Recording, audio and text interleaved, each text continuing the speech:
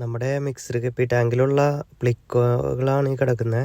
അപ്പോൾ ബ്രീഡായി അതിൻ്റെ കുഞ്ഞുങ്ങൾ വലുതായി അതിനകത്തുനിന്ന് പുറത്തേക്ക് ഇറങ്ങിയിട്ടുണ്ട്. ഇപ്പോൾ നമ്മൾ ഫീഡൊക്കെ കൊടുക്കുമ്പോൾ അവറ്റങ്ങ് നല്ലപോലെ ഇറങ്ങി വന്ന് ഫീഡ് എടുക്കുന്നുണ്ട്.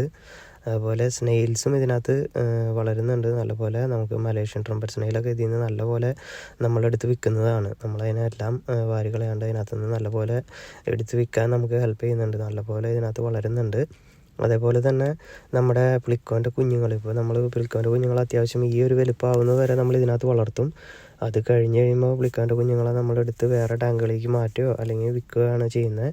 അത്യാവശ്യം ഒരു 2 സെൻറ്റിമീറ്റർ വരെ നമ്മൾ ഈ ഒരു ടാങ്കിൽ തന്നെ അവരെ വളർത്തുകയാണ്. അവറ്റങ്ങൾ വളർന്ന ടാങ്കിൽ തന്നെ. അത് കഴിഞ്ഞിട്ട് നമ്മൾ അതിനെ എടുത്ത് മാറ്റുന്നുള്ളൂ. അപ്പോൾ എന്തായാലും ഹെൽത്തി ആയിട്ട് അവർ വളരുന്നുണ്ട്.